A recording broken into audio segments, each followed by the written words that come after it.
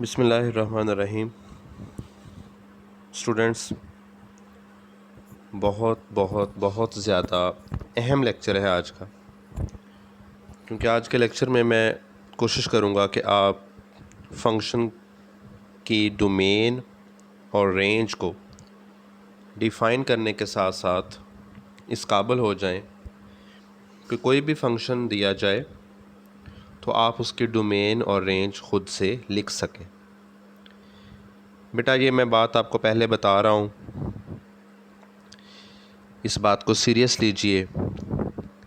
ये एक ऐसा टॉपिक है जिसकी अगर जो राय है स्टूडेंट्स पॉइंट ऑफ व्यू से देखी जाए तो अक्सर इसमें क्लेम आता है, बच्चे कहते हैं कि फ़ौरन से समझ नहीं आ रही, क्योंकि इसके लिए बहुत ज़्यादा प्रैक्टिस चाहिए। अभी इस लेक्चर में मैंने पहली एक्सरसाइज का जो क्वेश्चन नंबर 4 है उसके सारे पार्ट्स शामिल किए हैं। जब आप इस वीडियो को बार बार देखेंगे, एक दो बार देखने से, एक दो बार सुनने से हो सकता है सारी बातें समझ ना आए, तो आपको इसे बार बार देखना पड़ेगा। जब आप इसे बार बार देख के क्वेश्चन नंबर 4 पे आइडियाज़ कुछ हद तक क्लियर कर चुके होंगे, तो फिर जो हमारा क्लास का सेशन है, जो ऑनलाइन सेशन है हमारा, उसमें मैं आपको कुछ अनसीन क्वेश्चंस के साथ इस पे मज़ीद प्रैक्टिस करवाऊंगा, ताकि आप आउट ऑफ द बॉक्स जाके भी, सिर्फ इसी टॉपिक को रट्टा लगाना मकसद नहीं है हमारा, हम हर किस्म के फंक्शंस की डोमेन और रेंज लिख सकें। ठीक है, तो ये बातें शुरू में इसलिए की ताकि आप, एक तो इस वीडियो को आपको बार बार देखना पड़ेगा, ये ज़रूरत है जी, इसके अलावा कोई और ऑप्शन नहीं है। तो शुरू करते हैं बेटा। फंक्शन को डिफ़ाइन आपको करवा दिया हुआ है, ये डेफिनेशन आपको याद है, मैंने फिर से एक बार लिख दी, चलें रिवाइज़ हो जाएगी। अ फंक्शन इज़ अ रूल और correspondence relating two sets in such a way that each element in the first set corresponds to one and only one element in the second set। देखिए, f अगर x से y तक एक function define किया हुआ है, उसका rule क्या है, f of x is equal to y for all x in x and for all y in y।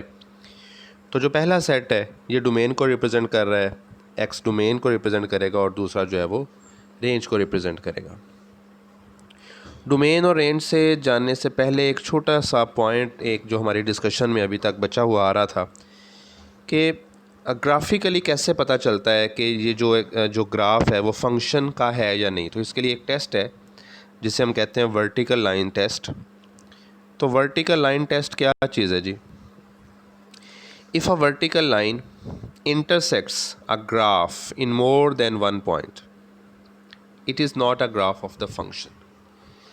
जब किसी फंक्शन का ग्राफ बना हुआ हो, आप उस पर कहीं पे भी एक वर्टिकल लाइन ड्रा कर दें, अमूदी लाइन बना दें, अगर ये लाइन उस ग्राफ को एक से ज़्यादा पॉइंट्स पे इंटरसेक्ट कर रही हो, तो समझ जाइए कि वो फंक्शन का ग्राफ नहीं है।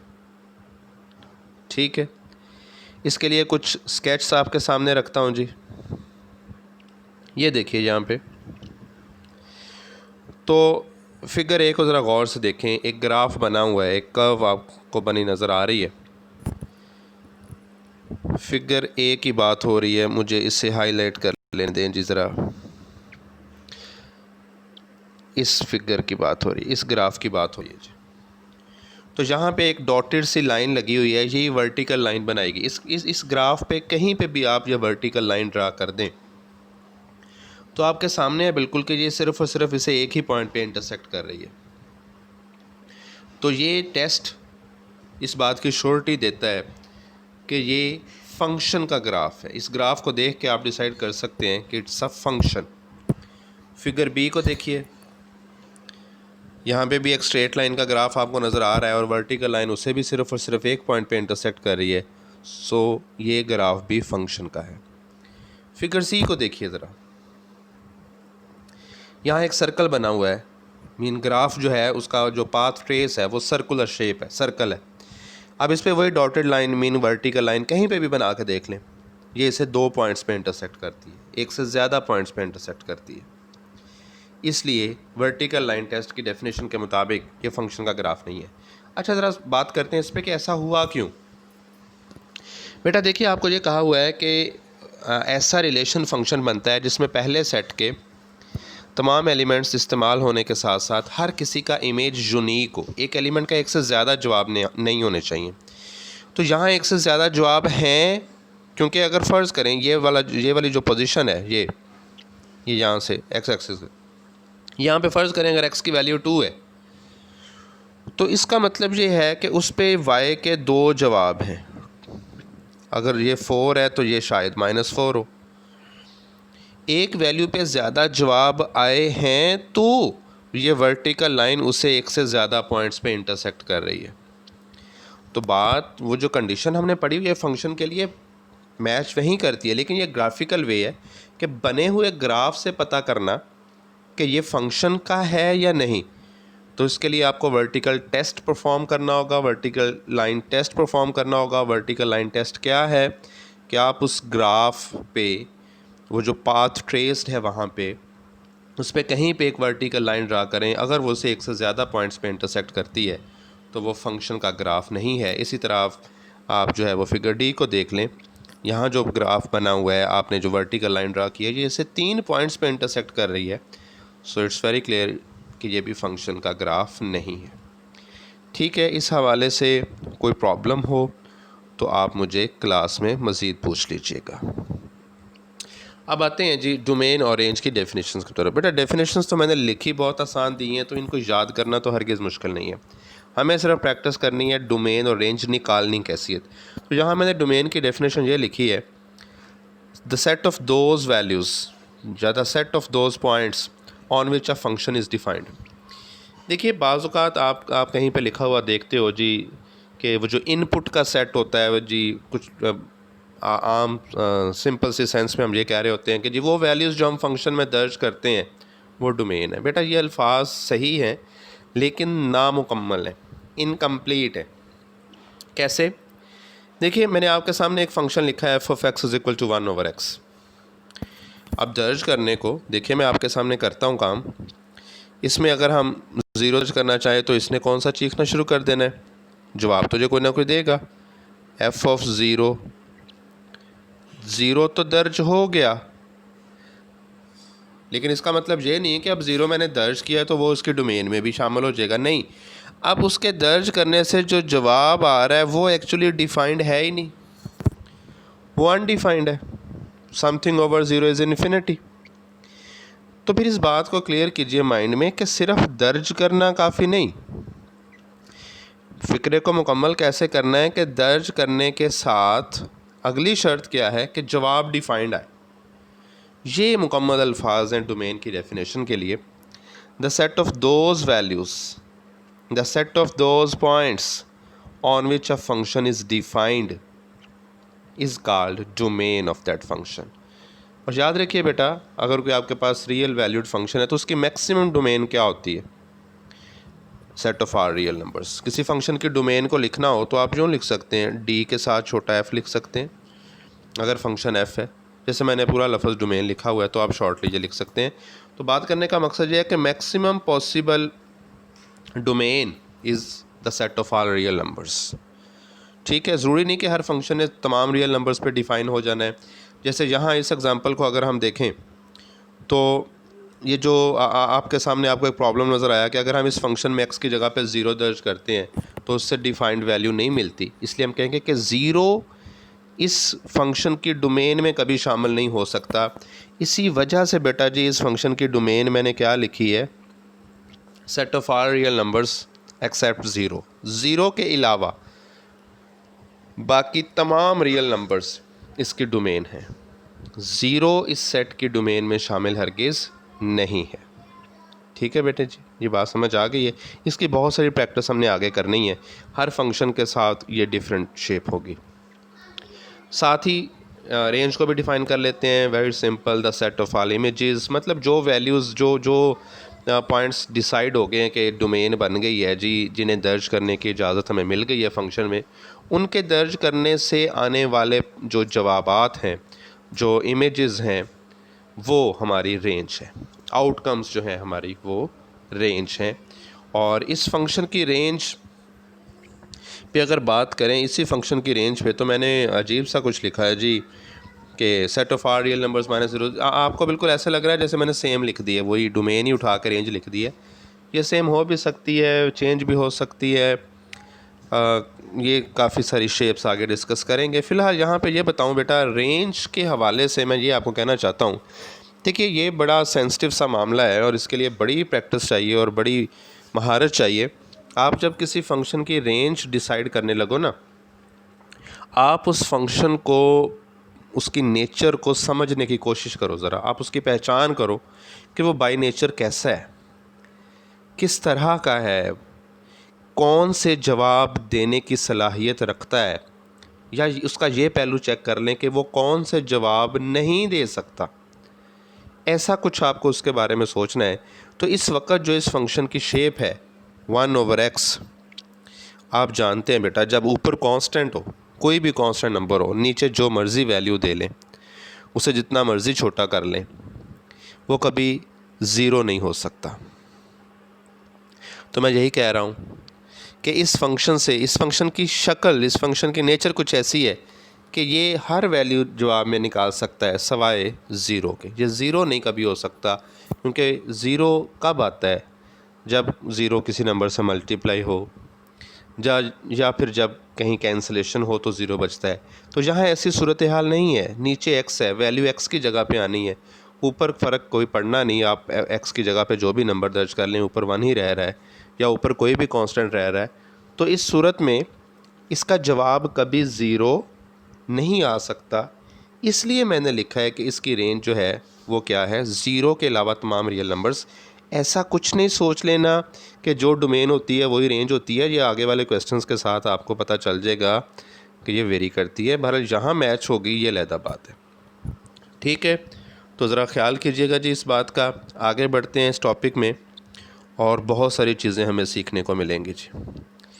यहाँ अब मैं एक्सरसाइज पे आ गया हूँ। क्वेश्चन नंबर जो 4 है उसको हल करना शुरू कर दिया मैंने। पहला पार्ट बहुत सिंपल सा है, g of x is equal to 2x minus 5। बेटा सवाल लेंथी नहीं है, सवालों को समझना, कॉन्सेप्ट क्लियर होना, इस पे तवज्जो चाहिए। जैसे देखें, मैंने एक एक लाइन में इसका जवाब लिख दिया। मैंने इसकी डोमेन को भी set of R real numbers कह दिया, और मैंने इसकी रेंज को भी आर रियल नंबर्स कह दिया। अब यहाँ पे मैं आपसे जो बातें कर रहा हूँ उनको जहन नशीन कीजिए। फंक्शन कौन है 2x माइनस 5? देखिए बेटा, जब आप किसी फंक्शन की डोमेन निकालने लगे तो आप उसकी शक्ल को इस तरह से देखें। अच्छा देखिए, मैंने डोमेन के लिए क्या कहा, द सेट ऑफ, डोमेन की डेफिनेशन क्या थी बेटा, the set of those points on which a function is defined. तो आपको इसके लिए पता होना चाहिए कि अनडिफाइंड फॉर्म्स क्या हैं, डिफाइंड किसे कहते हैं, ये समझने के लिए आपको पता होना चाहिए अनडिफाइंड फॉर्म्स क्या हैं। तो बेटा दो अनडिफाइंड फॉर्म्स जो हैं यहाँ पे सूटेबल रहेंगी, वो मैं आपके साथ डिस्कस कर रहा हूँ। इन्फिनिटी और आयोटा, ये दो वैल्यूज़ हमारे जवाब में नहीं होनी चाहिए। अब इन्फिनिटी बनती कब है? जब फंक्शन रैशनल होगा, फ्रैक्शन फॉर्म में होगा, डिनोमिनेटर वाला हिस्सा रखता होगा, ठीक है। और आयोटा कब आता है? जब अंडरवुड के अंदर वाली क्वांटिटी नेगेटिव हो जाए। जब फंक्शन पे अंडरवुड का साइन होगा तो चांसेस हैं आयोटा आने के, अदरवाइज तो नहीं आ जाना ना। अब यहाँ जो पहला पार्ट है इसमें फंक्शन कौन है 2x माइनस 5? क्या वो ये रैशनल फंक्शन है? ये तो एक सिंपल सा पोलिनोमियल है। क्या इस पे अंडरवुड का साइन है कहीं? नहीं। तो अगर ऐसी उसकी शेप नहीं है तो आपको बिल्कुल परेशान होने की ज़रूरत नहीं है, आपको बिल्कुल टाइम नहीं लगेगा, आप फ़ौरन से डिसाइड कर लोगे that domain will be the set of R real numbers, क्योंकि इसमें जो चाहे वैल्यू दर्ज कर लो, ये किसी वैल्यू के दर्ज होने पे अनडिफाइंड शेप नहीं लेगा। इस वजह से मैंने ये कहा है कि इसकी domain set of R real numbers है, ठीक है। अब इसकी रेंज, मैं कह रहा हूँ कि इसकी रेंज भी set of R real numbers है। ये हर किस्म के जवाब दे सकता है। इसकी शेप ऐसी है कि यहाँ से हर किस्म के जवाब आ सकते हैं। इस बेस पे, इस वजह से मैंने इसकी range set of R real numbers लिखी है। आप में से कोई बच्चा अगर कोई कहता हो कि इसका कोई जवाब नहीं आता, या कोई मुझसे पूछना चाहे कि सर ये जवाब कब आएगा, तो आप इस वीडियो के साथ कमेंट्स में मुझे ज़रूर पूछिए, या आपका जो क्लास का सेशन होगा वहाँ पूछिए। आपको बहुत आसान सा तरीका भी बता देंगे पता करने का। अगर किसी बच्चे को एतराज़ हो इस पे कि जी ये तो सारे जवाब नहीं देता, तो यानी कि रेंज का ताल्लुक़ जवाबात से है और ये फंक्शन की शेप पे डिपेंड करता है। ठीक है जी। उसके बाद फोर्थ पार्ट पहले लिख लिया मैंने, इसलिए कि ज़रा सिंपल सा था, ये आसान हिस्सा पहले चेक हो जाए। इस पार्ट की बात हो रही है g of x is equal to modulus of x minus 3।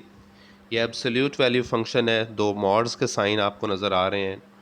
तो मैंने इसकी डोमेन लिखी है set of R real numbers. वही वजह फिर से आपको बता रहा हूँ कि जो चाहे दर्ज करो, कोई अनडिफाइंड शेप नहीं आती, इसलिए आर रियल नंबर्स डोमेन है। लेकिन इसकी रेंज मैंने अब कुछ और लिखी है।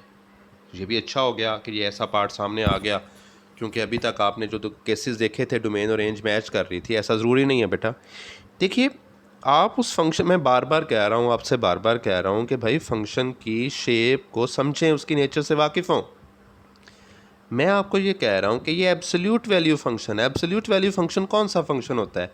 जो कभी नेगेटिव जवाब देता ही नहीं। मीन किसी नेगेटिव नंबर का भी मॉड लें तो वो तो पॉजिटिव आ जाता है, तो नेगेटिव जवाब तो इससे कहीं निकल ही नहीं सकते। ठीक है, इसलिए मैंने ये कहा है कि इसका छोटे से छोटा जवाब ज़ीरो होगा। ज़ीरो के साथ जो ब्रैकेट है, इसे बेटा क्लोज इंटरवल का जो साइन है, बड़ी ब्रैकेट है। ये ब्रैकेट्स का फ़र्क भी यहाँ पे बड़ा हसास मामला है। मैं आसान तरीके से बताने की कोशिश करूँगा, और अगर प्रॉब्लम रही तो एक अलहदा लेक्चर टाइप्स ऑफ इंटरवल्स पे भी आपको बताया जा सकता है, लेकिन वो आपके सिलेबस का हिस्सा नहीं है, लेकिन इसको समझाने के लिए बताना पड़ सकता है। जो वैल्यू आपके पास है, जो आपको हासिल हो रही है, अवेलेबल है, उसके साथ बड़ी ब्रैकेट लगाएंगे आप।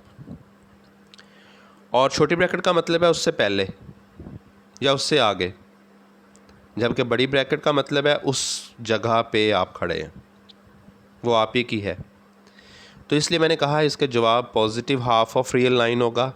रियल लाइन की जो राइट साइड होती है, पॉजिटिव हाफ उसे बोलते हैं हम, यानी कि ज़ीरो से लेके और इन्फिनिटी से पहले पहले तमाम जवाब इससे हासिल किए जा सकते हैं। इसलिए इसकी रेंज मैंने ये लिखी है जी। ठीक है बच्चों, आगे बढ़ते हैं जी। ये देखिए जी, अंडर रूट का साइन आ गया जी फंक्शन पे। Under root of X square minus 4, फ़ौरन आपको इस पे मुतवज्जा होना है कि भाई आप कुछ ख़तरे की घंटी बज गई है। चांसेस हैं कि आयोटा आ सकता है, अनडिफाइंड फॉर्म आ सकती है। अब डोमेन निकालने के दो तरीके होते हैं। एक ये है कि डायरेक्टली उन वैल्यूज़ का पता किया जाए जिन पे फंक्शन डिफाइन है, और इनडायरेक्ट वे ये होता है कि वो लिस्ट ढूंढ ली जाए जिस पे फंक्शन डिफाइन नहीं होता। क्योंकि हमें ये तो पता है कि मैक्सिमम पॉसिबल डोमेन क्या है, set of R real numbers.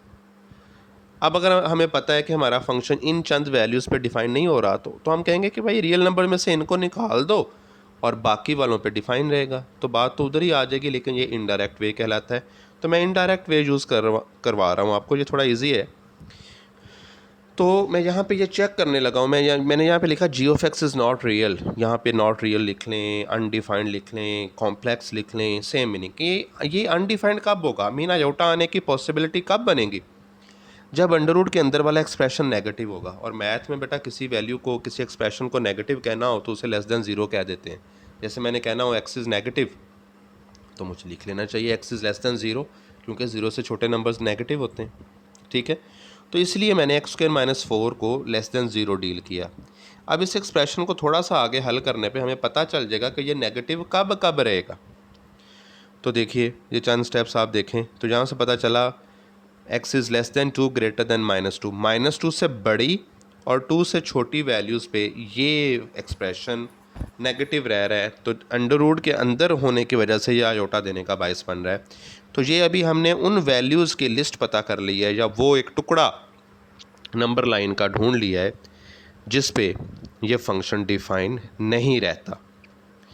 ये देखिए, ये जगह मैंने हाईलाइट करने की कोशिश भी की है। यहाँ पे नंबर लाइन बनाई है रेड लाइन से, और दरमियान में ज़ीरो की पोजीशन और उसके एक साइड पे 2 और एक साइड पे माइनस, तो इसके अंदर का जो हिस्सा है -2 और 2 के अंदर का, -2 और 2 के दरमियान का, यहाँ छोटी ब्रैकेट्स हैं, -2 की बात नहीं हो रही, 2 की बात नहीं हो रही, -2 और 2 के दरमियान की बात हो रही है। तो ये दरमियान वाला हिस्सा ख़तरनाक है। यहाँ से कोई भी वैल्यू उठा के अगर इस फंक्शन में दर्ज की जाए, आप प्रैक्टिस भी कर सकते हैं। आप इसमें 1 दर्ज करके देखें, आपको आयोटा मिलेगा। आप इसमें -1 दर्ज करके देखें, आपको आयोटा मिल रहा है। आप इसमें 0 दर्ज करके देखें, आपको आयोटा मिल रहा है। आप उसके अलावा पॉइंट्स वाले नंबर भी दर्ज कर सकते हैं। इस वजह से मैं कह रहा हूँ कि डोमेन में ये वैल्यूज़ जो हैं ये शामिल नहीं हो सकती। तवज्जो कीजिए बात पे। ये मैंने डोमेन लिखी है इसकी। बच्चों ये लाइन डोमेन नहीं थी। इससे तो ये पता चला था कि कौन सी वैल्यूज़ पे ये डिफ़ाइन नहीं है। अब रियल नंबर में से उनको निकलते हुए दिखाया तो ये डोमेन है। इतना लिख लें, इसको आगे मज़ीद हल कर लें, यहाँ तक पहुँच जाएं। इन तीनों लाइंस में से जिस लाइन पे आप पहुँच सकते हैं, जहाँ पे रुकना चाहें रुक जाएं, तो आपकी डोमेन फ़ाइनल है, आपका जवाब मुकम्मल है। देखिए ऊपर मैंने लिखा आर में से इस टुकड़े को निकाल देना है, इस इंटरवल को। इंटरवल बेटा कोई पार्ट कहलाता है रियल लाइन का। Each and every part of real line is an interval. ठीक है, तो अब अगर मैं ये जो मैंने रियल लाइन बनाई हुई है, इस पे दो जगह पे ग्रीन साइन से 2 और -2 है। अगर मैं इन्हें कैंची से जहाँ से काट दूँ, किसी चीज़ से कट कर दूँ, दरमियान वाला टुकड़ा छोटे वाला निकाल के फेंक दूँ, तो हमारी नंबर लाइन 2 हिस्सों में तकसीम हो जाएगी, 2 पार्ट्स बन जाएंगे उसके। माइनस इन्फिनिटी, याद रखिए बेटा, इन्फिनिटी वाली साइड माइनस वाली हो या प्लस वाली हो, इस पर कभी बड़ी ब्रैकेट नहीं लगाएंगे। ये अनडिफाइंड एक्सप्रेशन है, ना कभी हम दर्ज करना चाहेंगे, ना कभी हम जवाब में लेना चाहेंगे, तो इसके साथ हमेशा छोटी ब्रैकेट लगती है इंटरवल के टॉपिक में। ये बात आप याद रखिए। तो फिर इसलिए हम बोलते हैं माइनस इन्फिनिटी के आगे से लेके, वो दरमियान वाला टुकड़ा काट दिया ना आपने, तो माइनस इन्फिनिटी के आगे से लेके -2 तक, -2 के साथ बड़ी ब्रैकेट, -2 बचा क्योंकि हमने दरमियान वाला हिस्सा काटा था।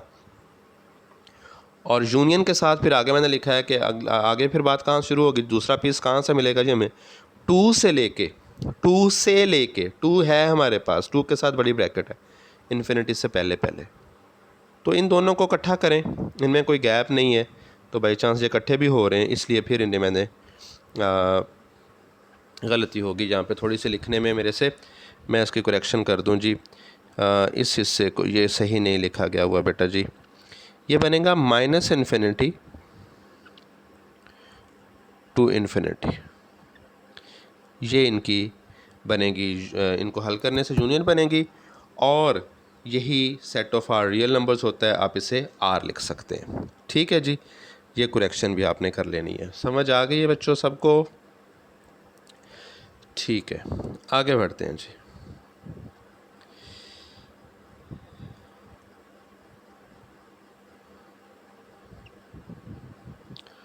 नहीं, यहाँ पे क्या हुआ, मैं एक और चीज़, अभी रेंज मैंने डिस्कस नहीं की, थोड़ा सा मैं इसको दोबारा क्लियर करूँ।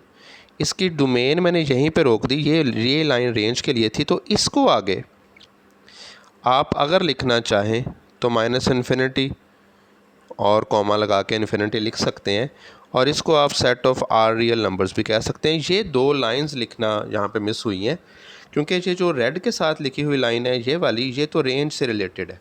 ठीक है जी, ऊपर वाली जो 2 लाइंस हैं वहाँ पे मैंने डोमेन तक बात की है, और वहाँ थोड़ा सा हिस्सा आगे लिखा भी जा सकता है, ना भी लिखें, जैसे मैंने कहा इस लाइन पे छोड़ दें या इस लाइन पे छोड़ दें, या उससे आगे जाना चाहते हैं तो मैंने तरीका बता दिया है। पर अब मैं इसकी रेंज की तरफ आ रहा हूँ, तो इसकी रेंज मैंने क्या कही है ये मैं मिटा दूँ। ये रेंज है जी हमारी, जो रेड लाइन के साथ लिखी हुई है, और ये है 0 से लेके इन्फिनिटी से पहले तक, तो होल पे अंडरवुड का साइन है, और छोटी से छोटी वैल्यू जो हमें यहाँ पे मिलेगी जब हम x की जगह पे 2 दर्ज करते हैं, जब हम x की जगह पे -2 दर्ज करते हैं, तो हमारा जवाब 0 हो जाता है। 0 से और छोटा पॉसिबल नहीं है, तो 0 और 0 से बड़े जवाब हमारे आएंगे। आमतौर पर जब किसी फंक्शन पे होल पे अंडरवुड का साइन हो तो इसकी रेंज ये होती है। ठीक है जी, ऐसी ही प्रैक्टिस बेटा जी आपने इसको इस पार्ट के साथ करनी है। इस जहाँ भी अंडर रूट का साइन है उसी तरीके से पहले मैंने अंडर रूट के अंदर वाले हिस्से को लेस देन 0 लिखा, पता जो चला x इज़ लेस देन -1। तो ये समझ आ रही है कि -1 से छोटी वैल्यू दर्ज करने पे ये फंक्शन डिफाइन नहीं रहेगा। अब वो -1 से छोटी वैल्यूज़ हैं कहाँ से कहाँ तक, -इन्फिनिटी के आगे से लेके -1 से पहले पहले तक, क्योंकि किसी भी नंबर से छोटी वैल्यूज़ हमेशा उसकी लेफ़्ट साइड पे पड़ी हुई होती हैं। तो लेफ़्ट साइड को जब बोलना हो तो पहले -इन्फिनिटी के आगे के हिस्से को बोला जाता है और फिर उस नंबर पे बात की जाती है। अब जब मैंने उसे यहाँ से निकाला रियल नंबर्स में से, इस पे मुझे हाईलाइट कर लेने दें, यहाँ पे मैं इसको हाईलाइट करूँ जी। ये देखिए, ये जब उसे निकाला रियल नंबर्स में से, यहाँ पे अगर मैं रियल लाइन बनाने की कोशिश करूँ, ये रियल लाइन है, अगर ये हमारी उसकी दो साइड्स आ गई, यहाँ पे 0 है और यहाँ पे शो करते हैं -1। ठीक है बेटा। अब किसी नंबर से जब छोटी वैल्यूज़ हैं तो वो उसकी ये वाली साइड है, -इन्फिनिटी, ये +इन्फिनिटी, ठीक है। और बड़ी वैल्यूज़ है, तो जब ये पीछे वाला हिस्सा निकाल दिया तो बचा क्या, ये सारा हिस्सा ये बच गया हमारे पास, क्योंकि ये हमने निकाल दिया। तो जो बचने वाला हिस्सा है वो क्या है, -1 से लेके, -1 बचा क्योंकि -1 निकाला ही नहीं, -1 से पहले तक का हिस्सा निकाला था। तो -1 से लेके इन्फिनिटी से पहले पहले तक का हिस्सा जो है ये हमारे पास बच गया है। ये हमारी डोमेन फाइनल हो गई है। अब रेंज की बात वही जैसे मैंने कहा, यहाँ पे आप देखिए, मैंने रेंज के बारे में आपको बताया हुआ है कि जब डोमेन डिसाइड हो गई है ना, उसको अप्लाई कर दें फंक्शन पे, आपको रेंज के आइडियाज़ मिलना शुरू हो जाएंगे। अब आपकी डोमेन डिसाइड हुई है जी, -1 से आप आगे वाली वैल्यूज़ दर्ज करेंगे, -1 और -1 से बड़ी वैल्यूज़ दर्ज करेंगे, छोटी तो करेंगे नहीं क्योंकि वो तो आयोटा देने का बायस बनती हैं। तो -1 वो नंबर है जो सबसे छोटा है, तो वो अगर इसमें दर्ज करें तो इससे जवाब 0 आ रहा है। तो इसलिए हम कह सकते हैं कि हमारे जवाब 0 से आना शुरू होंगे, और इसलिए मैंने इसकी रेंज लिखी है 0 से लेके इन्फिनिटी से पहले पहले तक। ठीक हो गया जी। अगले पार्ट पे आइए जी। ये फंक्शंस जो हैं बेटा जी, इनका मैं आपको नाम बता दूं, इन्हें पीस वाइज फंक्शन कहते हैं। ये जो पार्ट नंबर 5 में लिखा हुआ है, ये क्या कहलाते हैं, पीस वाइज फंक्शन। याद रखिए, पीस वाइज फंक्शन एक ऐसा फंक्शन होता है जो 2 या 2 से ज़्यादा रूल्स पे डिफ़ाइन किया हो। जैसे यहाँ पे रूल्स क्या है, वो कहता है जी कि अगर आपने -2 से छोटे नंबर दर्ज करने हैं तो यहाँ कीजिए 6x + 7 पे, और -2 से बड़े नंबर दर्ज करने हैं तो 4 - 3x पे। यानी कि उसने रिस्ट्रिक्शंस लगा दी। A function which is defined on 2 और more than 2 rules is called piecewise function. इनकी डोमेन ढूंढना बड़ी आसान बात है जी, क्योंकि इनकी डोमेन रकम में उसने खुद ही लिखी होती है, हमें बस थोड़ा सा इंटरवल्स की शक्ल दे के उनके दरमियान यू लिखना होता है।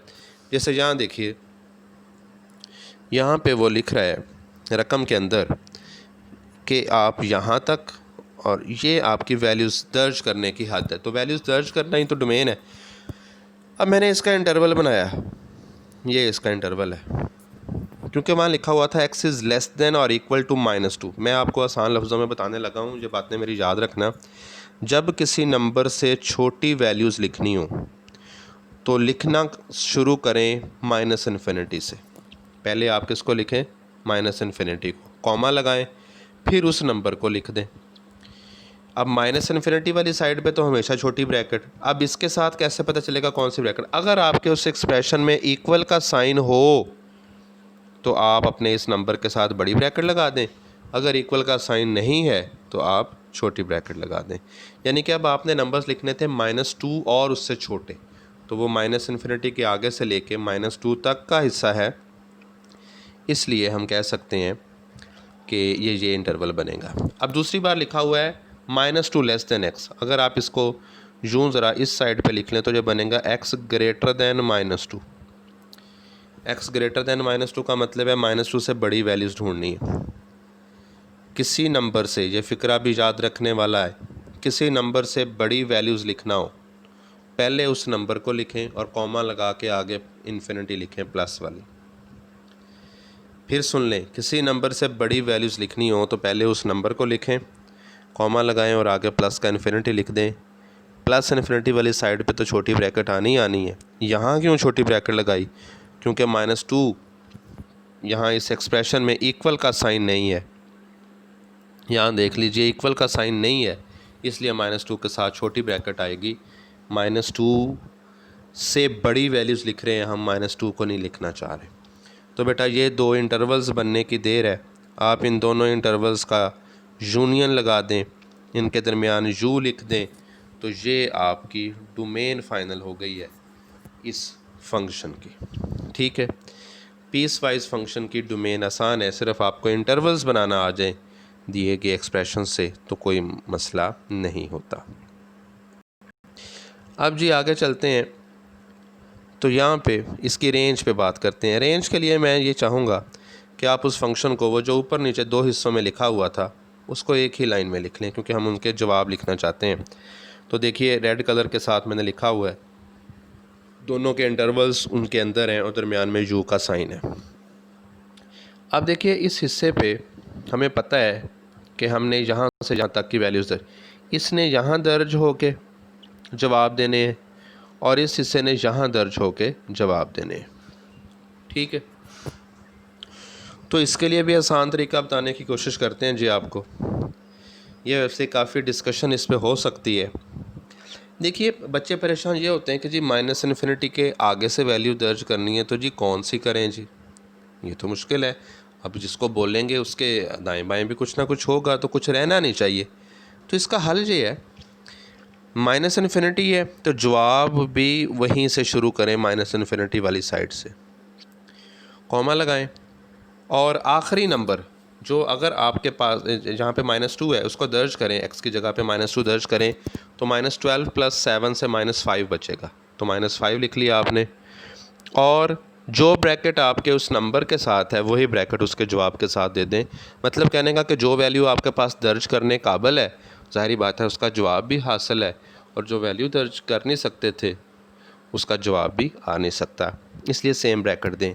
अब यही प्रैक्टिस जहाँ कर लें, -2 वाली साइड उठाएं, दर्ज करें, x की जगह पे -2 दर्ज किया, यहाँ पे 10 बन गया, तो 10 लिख के वही ब्रैकेट जो उस वैल्यू के साथ थी, और इन्फिनिटी वाली साइड पे सेम लिखना होता है। तो आई होप कुछ समझ आई हो, बाकी प्रैक्टिस चाहिए होती है। छठे पार्ट में भी यही प्रैक्टिस कीजिए। मैं इसे अब इस वक्त नहीं बोल रहा, वीडियो की ड्यूरेशन काफ़ी ज़्यादा होती जा रही है। एक और आइडिया पीस वाइज तो ये हो गया, आपको जो है वो मैं रैशनल फंक्शंस की डोमेन और रेंज भी बता दूं, ताकि उन पे भी आप कुछ काम कर सकें। तो ये देखिए जी 7वां पार्ट, बेटा इनकी बड़ी मौज है। रैशनल फंक्शंस की डोमेन जिसने रकम लिखी है उसी को बतानी पड़ती है, तो रकम के अंदर ही लिखी होती है। अगर MCQs आए तो अगली लाइन में जवाब, ये देखें यहाँ उसने लिखा है, मैं हाईलाइटर पिक कर लूँ, ये देखें यहाँ उसने लिखा है x is not equal to -1, तो यही हमारी डोमेन है। कुछ ना भी करें तो हमें पता है कि हम इस फंक्शन में -1 दर्ज नहीं कर सकते। अब -1 अगर दर्ज नहीं करेंगे तो इसको लिखेंगे कैसे कि set of R real numbers except -1 को निकलता दिखा दें। ये एक नंबर है, ये सिंगल नंबर है, इसके लिए सेट की अलामत यूज़ की है मैंने इसके साथ। जब एक जगह से दूसरी जगह तक की वैल्यूज़ लिखनी हो तो उसके लिए इंटरवल, जिसके लिए या तो कर्ली ब्रैकेट या फिर स्क्वायर ब्रैकेट्स का इस्तेमाल होता है। ठीक है बेटा, याद रखिएगा। तो मैंने थोड़ा सा इसमें डिटेल की, मैंने कहा ये फंक्शन अनडिफाइंड कब होगा, जब इसका डिनोमिनेटर 0 हो जाएगा, जब बटे पर 0 आ जाएगा तो ये अनडिफाइंड हो जाएगा। और बटे को 0 के इक्वल रखने से वही बात समझ आ रही है जो रकम में बताई हुई थी कि x को वैल्यू ये ना दें, यानी कि x -1 पे ही 0 लेगा बटे में।